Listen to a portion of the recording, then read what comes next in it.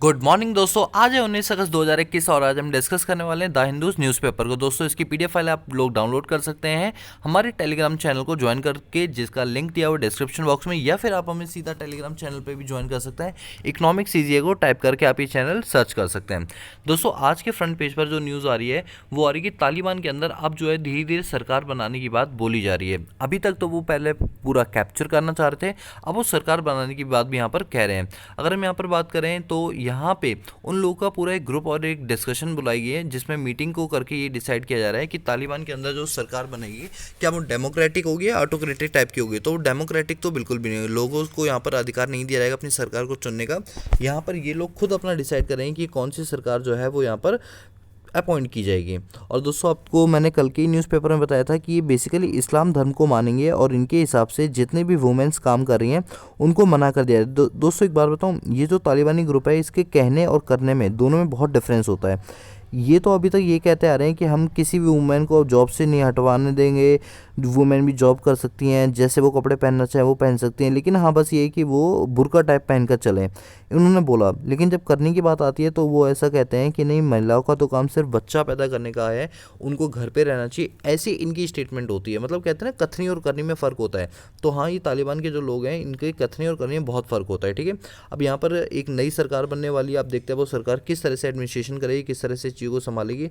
जो इनके हेड है, एटलीस्ट मुझे अच्छा लगा कि उन्हें इंग्लिश बोलनी तो आती है, तो थोड़ा बहुत तो पढ़े लिखे हैं एटलीस्ट, थोड़ा बहुत, मतलब एक इंसान मुझे लगा कि हाँ पढ़ा लिखा है थोड़ा बहुत भी।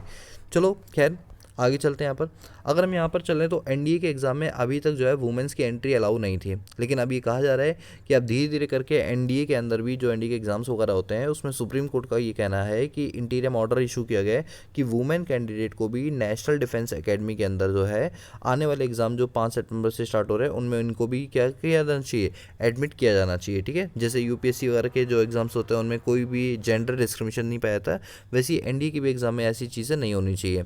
और ये कहा जा रहा है कि जैसे एक कॉलेज है हमारा, Indian military college, RIMC college है, ये इसके 99 साल पूरे होने के लिए जा रहे हैं। ठीक है, 99 हो चुके, लगभग अब 100 साल पूरे होने के लिए जा रहे हैं। तो अब ये कहा जा रहा है कि इसको लेकर आपने क्या क्या कंसर्न किए हैं, क्या क्या चीज़ें की हैं, वो ज़रा डिटेल में बताओ। किसने बोला है? सुप्रीम कोर्ट ने। किसको? गवर्नमेंट को। ठीक है, चलो ये यहाँ पर हो गया। इसके बाद अगर हम आगे चलें तो फर्स्ट पेज में तो बस अभी इतना ही हमारे पास है। ठीक है, चलो आगे चलते हैं थोड़ा सा।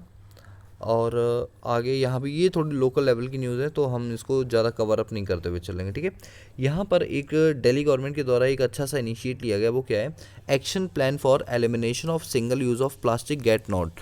अब आप जानते हो कि जैसे भारत में नहीं बल्कि दिल्ली के अंदर जो पानी की सप्लाई होती है वो यमुना नदी से होती है। अभी कुछ टाइम पहले यमुना नदी में सैंपल लिए गए तो उसमें माइक्रो प्लास्टिक केमिकल्स पॉइंट जो है वो बहुत ज़्यादा लेवल पर मिले हैं। मतलब कहने का ये कि जो पोल्यूशन फैलाने में सबसे जो मेन रीज़न समझा जा रहा है वो एयर पोल्यूशन वगैरह तो है ही, लेकिन उससे कहीं ज़्यादा एक प्लास्टिक पोल्यूशन भी है, जिसमें प्लास्टिक जो गार्बेज होते हैं उसमें प्लास्टिक की पॉलीथीन्स यूज़ होती हैं, उसमें प्लास्टिक बैग्स यूज़ होते हैं, प्लास्टिक बॉटल्स यूज़ होती हैं, जिनको मवेशी लोग खाते हैं तो उनकी दिक्कत हो जाएगी और उससे ज़्यादा इन्वायरमेंट पर उसका इम्पैक्ट पड़ेगा। तो इस बात को लेकर दिल्ली गवर्नमेंट ने ये इंश्योर किया है कि आने वाले टाइम में कॉम्प्रिहेंसिव एक्शन प्लान चलाया जाएगा, जिसके अंदर जो प्लास्टिक यूज़ है उसको पूरी तरीके से नेगलेक्ट किया जाएगा, यानी अवॉइड किया जाएगा, क्योंकि प्लास्टिक ही सबसे बड़ी चीज़ की जड़ है। अगर हम प्लास्टिक को रिप्लेस कर दें पेपर बैग से तो कहीं ना कहीं हमें डिफरेंसेस देखने को मिलेंगे। देखो कोई भी डिफरेंस एकदम से नहीं आता, वो डिफरेंसेस धीरे धीरे देखने को मिलते हैं, लेकिन ये एक अच्छा इनिशिएटिव है कि प्लास्टिक को रिमूव करने के लिए जो प्लास्टिक बैग्स हैं इनके प्रोडक्शन पर रोक लगाया जाएगा। और ये किसके तहत किया जाएगा? कैप के थ्रू, मतलब कॉम्प्रिहेंसिव एक्शन प्लान के थ्रू किया जाएगा। ठीक है, इसके बाद हम आगे चलते हैं। आगे यहाँ पर ये सारी थोड़ी सी, अब बाकी ये देखो, ये जो फोटोग्राफ आप देख रहे हो ना, ये पता है क्या है? जो नई नई पार्लियामेंट बन रही है, विस्ता रीडेवलपमेंट है दिल्ली में, ये उसकी तस्वीरें हैं कि वहाँ पर नई पार्लियामेंट के लिए जो कंस्ट्रक्शन है वो शुरू हो चुका है। ठीक है, चलो इसके बाद अगर हम आगे चलें तो यहाँ भी ऐसा भी कुछ नहीं है जो बताने लायक हमारे एग्ज़ाम से प्रॉस्पेक्टिव हो। थोड़ा सा और आगे चलें तो यहाँ भी इस वाले पेज में भी कुछ नहीं है। ठीक है, चलिए यहाँ पे एडिटोरियल दे रखे हैं। एडिटोरियल के अंदर यहाँ पर अगर आप देखेंगे, यहाँ लेफ्ट हैंड साइड पे देखो, आपको ये चीज़ तो समझ आ गई होगी, इसमें एडिटोरियल सारे अफगानिस्तान से रिलेटेड हैं, है ना। तो अफगानिस्तान से रिलेटेड ये सारे एडिटोरियल हैं जिनमें ये बोला गया है कि आने वाले टाइम के अंदर अफगानिस्तान की जो दिशा और दशा है वो दोनों ही बदलने वाली है। अफगानिस्तान में जिस तरह से नई नई सरकारें बनने वाली हैं जिनका कोई बेस नहीं है, 20 साल पहले उन्होंने जिस तरह से हड़कंप मचाया था, ठीक वैसे ही अब दोबारा से होने वाला है। हाँ बिल्कुल सही कहा, सारी चीज़ें वही इतिहास दोबारा दोहराया जाएगा। जब से यूएस के कॉप्स निकाले गए वहाँ पे, तब से तालिबानी का जो कब्जा है वो बढ़ता जा रहा है। और तालिबान सरकार जो है इस्लाम धर्म को फॉलो अप करती है, जिनके हिसाब से वो कट्टरवादी, बहुत ज़्यादा लोगों को मार धाड़ करने वाले इन सारी फिलॉसफी पर वर्क करती हैं। तो किस तरह से अफगानिस्तान लोग इस बारे में सोचते हैं, आप समझ रहे हो कि अफगानिस्तान के लोगों की जो हालत है इस टाइम बहुत ज़्यादा ख़राब होगी। क्योंकि एक पढ़ी लिखी गवर्नमेंट होने की बात अलग होती है, और टेररिस्ट को ही आप दे दोगे तो उसकी तो बात बिल्कुल अलग होगी। तो ये सारी चीज़ें यहाँ पर बोलेंगे। इसलिए मैं ज़्यादातर अब आज की डेट का जो एडिटोरियल मैं ज़्यादा कवर नहीं करूँगा, क्योंकि सब में सारी बातें वहीं दे रखी हैं। कोई सा भी एडिटोरियल उठा लो उसमें अफगानिस्तान की ही बातें बोली गई, ठीक है। और ये लंबी चर्चा भी चलेगी। अगर आप यहाँ पर ये भी देखें तो यहाँ पर लिखा हुआ है कि अफगानिस्तान जो है वो कितने ज़्यादा डरे हुए हैं, किस तरह से वो अपने देश को छोड़कर जा रहे हैं। अब आप एक बात सोचो कि लोगों के बैंक अकाउंट है वहाँ पे, लोगों का काम धंधा, रोजी रोटी, मकान, क्या वो बेच पाएंगे? नहीं बेच पाएंगे, कोई खरीदने वाला ही नहीं होगा। ऐसे पर कोई क्यों मकान लेगा? अब सोचो ये सारी चीज़ छोड़कर आप एक नए देश में बसने के लिए जा रहे हो, और ये भी गारंटी नहीं, पता नहीं वो आपको शरण देंगे या नहीं देंगे। तो ऐसे में सोचो उस टाइम अफगानिस्तान के ऊपर क्या सिचुएशन बीत रही होगी एक एक पर्सन के ऊपर। सोच के भी लगता है कि हाँ यार ये तो बहुत ही गलत सिचुएशन हो रही है जो भी हो रही है। ऐसा मौका किसी को देखने को ना मिला, मतलब जो मैं ये देख पा रहा हूँ ऐसा बिल्कुल भी ना हो। अब दोस्तों हमारी इंडियन हिस्ट्री के अंदर एक बहुत बड़ा काम होने वाला है। हो सकता है जैसे जो हमारे सुप्रीम कोर्ट के जो जज हैं, तो chief justice of India N V Ramana है, तो उन्होंने क्या किया, उन्होंने एक कमेटी बनाई, और उस कमेटी के अंदर ये बोला कि बहुत से ऐसे कोर्ट्स हैं जिनमें जजेस की वैकेंसीज खाली पड़ी हैं, इन वैकेंसीज़ को फुल करना चाहिए, ठीक है, फिल करना चाहिए, जिससे कि जो रैपिडली डिसीजन है वो हो पाए, ज़्यादा लंबी तारीखें ना मिल पाएँ। जब कोर्ट में जज होंगे तभी तो कार्रवाई की जाएगी ना।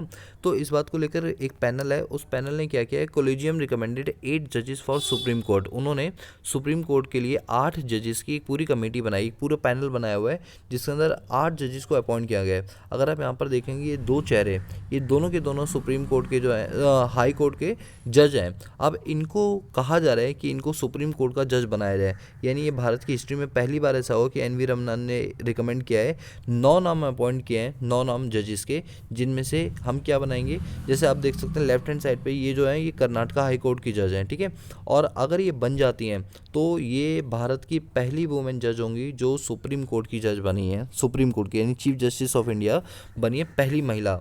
तो एक हिस्ट्री क्रिएट होने वाली है। बाकी देखते हैं अभी तो क्या होता है। देखो पूरा यहाँ पे क्या होता है, कॉलिज्म यानी एक ग्रुप बनाया जाता है, वो ग्रुप डिसाइड ये करता है कि आने वाले टाइम के अंदर कौन जो है वो जजेस के लिए एप्लीकेबल है। इसके बाद उनके नाम जो है वो रिकमेंड करके कहाँ भेजे जाते हैं, इनकी काउंसिल गवर्नमेंट ऑफ इंडिया को भेजे जाते हैं, फिर प्रेसिडेंट ऑफ इंडिया के पास भेजे जाते हैं, तब जाके वो जज जो होते हैं वो अपॉइंट किए जाते हैं। तो ये पूरी प्रोसेस चल रही है। अब देखते हैं कि भारत में क्या महिला जज पहली कोई बन सकती है या नहीं, या फिर जेंट्स ही बनेगा। तो ये एक अच्छी चीज़ है यहाँ पर। अच्छा यहाँ पर आप देख सकते हैं आसाम के अंदर एक फेस्टिवल मनाया जाता है, जिसके अंदर वो क्या करते हैं, बीच में हल्की सी आग जला के चारों तरफ उसके डांस करते हैं। बेसिकली ये क्या होता है कि इनकी जो फसल है उस फसल को अच्छे से हो, इस बात के लिए भगवान से एक पूजा करते हैं। और वही ये यहाँ पर आपको देखने के लिए मिल रहा है। मतलब मैं कहूँगा भारत 28 राज्य और 8 यूनियन टेरिटरी में अलग अलग टाइप की थिंकिंग रखता है, और हमें बहुत डाइवर्सिटी इंडिया के अंदर देखने के लिए मिलती है कि लोग किस तरह के लोग यहाँ पर रहते हैं, किस तरह से वो अपनी पूजा को करते हैं, किस तरह से उनके भगवान के साथ कनेक्शंस है। मतलब बहुत देख के अच्छा लगता है, अलग अलग वेराइटीज़ हमारे इंडिया में अवेलेबल है। इसके बाद अगर हम आगे यहाँ पर चलें तो यहाँ पर हामिद अंसारी जो है ये हमारे जो एक्सटर्नल अफेयर मिनिस्टर हैं, ये क्या है वहाँ पर गए हुए हैं यूएनएफसीसी की। आप जानते हैं अभी 1 महीने की हमें प्रेसिडेंशियलशिप मिली हुई है। तो अभी यहाँ पर डिस्कशन ये हो रहा है कि जो अफ़गानिस्तान के लोग हैं, अगर हम उनको शरण देंगे तो किस तरह से हम उन्हें शरण दे सकते हैं, कौन सा वीज़ा उनके लिए एप्लीकेबल रखें, कितने टाइम तक के लिए उन्हें शेल्टर दें। क्योंकि देखो ह्यूमन राइट्स हैं, चाहे हमारे देश का बंदा हो चाहे किसी भी देश का बंदा हो, उसकी सिक्योरिटी अगर हम कर सकते हैं, हम इस लायक हैं, तो हमें बिल्कुल करनी चाहिए। ये सारी बातें यहाँ पर बोली गई हैं। इसके बाद और अगर हम आगे चलें यहाँ पर, तो ये सबसे इंपॉर्टेंट न्यूज़ है अभी तक की, सबसे इंपॉर्टेंट न्यूज़ में से अब हम पढ़ने के लिए आ रहे हैं। India can do more hits climate officials. आप जानते हैं हमारे यहाँ पर जो ग्लोबल वार्मिंग है उसको रोकने के लिए, क्लाइमेट एक्शन को रोकने के लिए हमने कई सारे एग्रीमेंट किए, जैसे मॉन्ट्रियल प्रोटोकॉल आपने सुना होगा, पेरिस एग्रीमेंट सुना होगा। तो पेरिस एग्रीमेंट के तहत जो मीटिंग होती है उसको बोलते हैं कॉप। कॉप की फुल फॉर्म होती है कॉन्फ्रेंस ऑन पार्टी। अब ये 1 2 3 करके ऐसी मीटिंग्स होती हैं। तो अभी हाल ही में 26th मीटिंग होने वाली है, COP 26, ठीक है। अब जो COP 26 मीटिंग है इसके अंदर ये डिसाइड किया जाएगा कि आने वाले टाइम के अंदर हम और कौन कौन सी कड़ी चीज़ें या कड़े नियम लेकर आएँ जिनसे कि एनवायरनमेंट में जो नेगेटिविटी फैली हुई है उसको हम पॉजिटिविटी में कन्वर्ट कर सकें, कैसे पॉल्यूशन लेवल को कम कर सकें, ताकि जो टेम्परेचर जो 2 डिग्री सेल्सियस से बढ़ रहा है उसको रिड्यूस करके 1.5 तक कर दें। तो पता है इसमें कई सारे देश हैं जो शामिल हुए हैं, लेकिन उसमें भारत यानी इंडिया ने बहुत ही अच्छा परफॉर्म किया है। बल्कि आप ये कह सकते हैं इस मीटिंग में ये भी बोला जाएगा, देख लेना, कि इंडिया ने अपने उस टारगेट को जितना बोला था उससे कहीं ज़्यादा अचीव कर लिया है, क्योंकि देखो हम डेवलपिंग नेशन है, ठीक है। और इंडिया ने इस चीज़ को बहुत अच्छे से भांप लिया था कि हमें कुछ भी करके अपने एनवायरनमेंट को प्रोटेक्ट करना है। और इस बात को लेकर मैं खुद इंडिया की तारीफ़ करूँगा कि हाँ भाई, इंडिया वालों ने ये बहुत ही अच्छे तरीके से इस चीज़ को समझा और इसको सीरियसली लिया, जिसके चलते हमने अपने टारगेट को अचीव करके भी ओवर अचीवमेंट कर ली, बल्कि उससे ज़्यादा ही अचीव कर लिया। तो अभी आपको इसमें मेन चीज़ क्या याद करनी कि जो इसके प्रेसिडेंट है वो आलोक शर्मा है, और COP 26 यानी कॉन्फ्रेंस और पार्टी 26 नंबर की मीटिंग होने वाली है। किसके तहत हो रही है? पेरिस एग्रीमेंट के तहत हो रही है, ठीक है। चलो, ये सारी चीज़ें यहाँ पर बोली गई हैं। इसके बाद हम आगे चलते हैं। आगे यहाँ पर अब मुझे लगता है बिजनेस सेक्शन में मुझे जाना चाहिए। चलो बिजनेस सेक्शन की ओर आते हैं, ठीक है। बिजनेस सेक्शन के अंदर यहाँ पर लिखा हुआ है कि अप्रैल और जून महीने का जो जीडीपी है वो हाई हो सकता है आने वाले टाइम के अंदर। मतलब जैसे अगर हम पिछले साल से कंपेयर करें तो पिछले साल के कंपैरिजन और आज के उसमें तो जीडीपी डाउनफॉल में आ गई कोविड के चलते, ठीक है। तो कहा जा रहा है कि आगे रिकवरी मोड हो सकता है अगर भारत अच्छे अच्छे कड़े नियम बनाए, तो हो सकता है आगे चल के जीडीपी जो है वो हमारे बढ़ती हुई रेट पर नजर आए। नीचे एक न्यूज़ देखिए, यहाँ पर निर्मला सीतारमण जी आपको नज़र आ रही होंगी। इसके अंदर कहा गया है कि जो G20 नेशंस हैं, ठीक है, G20 नेशन के साथ हम UNFCCC की मीटिंग होती है। UNFCCC का मतलब होता है United nation framework convention on climate change. Climate change को लेकर ये बहुत बड़ी ऑर्गेनाइजेशन है। जैसे पेरिस एग्रीमेंट वगैरह ये सब कहाँ डिसाइड हुए थे कि होंगे? UNFCCC के अंदर हुए थे। तो अब यहाँ पर निर्मला सीतारमण जी का ये कहना है कि COP 26 के अंदर जो आलोक शर्मा है वो इंडिया के रिप्रेजेंटेटिव बनकर जाएंगे और वो बताएंगे कि इंडिया ने किस किस तरह से कौन कौन सी अचीवमेंट्स किए हैं।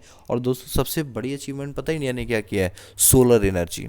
सोलर एनर्जी का प्लांट इतना, अगर आप देखोगे वर्ल्ड में सबसे बड़ा सोलर एनर्जी का प्लांट कहाँ लगा है तो वो भारत में ही लगा हुआ है, ठीक है। अब आप लोग मुझे कमेंट करके बताओगे वर्ल्ड का सबसे बड़ा सोलर प्लांट इंडिया के किस जगह पर है, उस प्लांट का नाम क्या है? और दोस्तों, अभी हमारे पास सोलर अलायंस नाम का एग्रीमेंट हुआ है जिसमें इंडिया और फ्रांस ने बहुत बड़ा इनिशिएट किया है, और उसका जो हेडक्वार्टर है वो कहाँ पर है? गुरुग्राम के अंदर है, यानी हरियाणा के अंदर है। तो किसी भी इंटरनेशनल एग्रीमेंट का हेडक्वार्टर इंडिया में होना भाई साहब बहुत बड़ी बात है। तो आप देख सकते हैं इंडिया बढ़ चढ़कर बोल रहा है क्लाइमेट एग्रीमेंट्स को लेकर। इसलिए इंडिया की तारीफ जो है वो वर्ल्ड वाइड की जा रही है कि इंडिया जो है वो क्लाइमेट को लेकर इतना ज़्यादा इनिशिएट करता है, इतना ज़्यादा इनिशिएट करता है कि उनको देख के हम लोग भी इनकरेज हो जाते हैं कि हमें भी क्लाइमेट के बारे में सोचना चाहिए। तो ये बहुत ही अच्छा पॉइंट आर्टिकल है, आप इसको ज़रूर एक बार पढ़ना, ठीक है। इसके बाद यहाँ पे और तो कोई न्यूज़ ऐसी है नहीं जो आपको बताने लायक हो, लेकिन हाँ एक चीज़ ये है कि ग्लोबल गुड्स ट्रेड जो है वो अब रिकवरी मोड पर आने वाला है। आप जानते हैं जैसे गवर्नमेंट जो होती है वो एक्सपोर्ट को बढ़ाने के लिए कई टाइप की स्कीम्स देती है, मी इज़ और शी इज़ टाइप की स्कीम्स देती है। तो कहा ही जाता है कोविड के चलते जो चीज़ें हैं वो थोड़ी कम हो गई हैं, लेकिन WTO ने आशंका जताई कि आने वाले टाइम के अंदर भारत जो है वो अपने व्यापार को यानी एक्सपोर्ट इंपोर्ट को बहुत ज़्यादा बढ़ा सकता है, क्योंकि इंडिया एक ऐसी कंट्री है जिसके अंदर बहुत ज़्यादा पॉपुलेशन है और ट्रेड के लिए एक बहुत अच्छा मार्केट मिल जाता है। तो इंडिया को लोग मार्केट की नज़रों से देखते हैं। इस वजह से यहाँ पर WTO कहता है कि आप अपने जो रूल्स एंड रेगुलेशन को थोड़ा सा लीनियंट कर दो, जिससे कि आपका जो व्यापार है वो और भी ज़्यादा ऊंचाइयों तक बढ़ पाए, ठीक है। चलो, अब हम बात करते हैं आज की डेट में हमारे यहाँ पर निफ्टी के अंदर कौन कौन सी टॉप 50 कंपनी है उनकी लिस्ट को हम पढ़ते हैं, ठीक है। आज की डेट में हमारे पास Adani port, Asian paint, Axis bank, Bajaj auto, Bajaj finance services, Bajaj finance, Bharti Airtel, BPCL, Britannia India, Cipla, coal India, Divis lab, doctor Reddy lab, एंकर motors, Grasim India, HCL tech, HDFC bank, HDFC life, Hero MotoCorp, Hindalco, Hindustan Unilever, ICICI bank, IndusInd bank, Infosys, Indian oil corporation, ITC, GSW cement, GSW steel, Kotak bank, L&T, M&M, Maruti Suzuki, Nestle India limited, NTPC, ONGC, power grid corporation, Reliance industry, SBI life, State bank, Shree cement, Sun Pharma, Tata consumer product, Tata motor, Tata steel, Tata TCS, tech Mahindra, Titan, UltraTech cement, UPL और विप्रो। और exchange rate में अगर हम बात करें तो HDR के अंदर 5 बास्केट ऑफ करेंसी आती है, US dollar, euro, British pound, Japanese yen, Chinese yuan. इनके रेट भी देख लिया करो, यूएस डॉलर 74 रुपीज़ का, यूरो 86 रुपीज़ का, ब्रिटिश पाउंड 101 रुपीज़ का, जापानीज येन 67 रुपीज़ का, चाइनीज वन 11.42 का। ठीक है, चलो आज के हिंदू न्यूज़पेपर में हम इतने रखते हैं, बाकी मिलते हैं नेक्स्ट क्लास में, तब तक के लिए पीस आउट।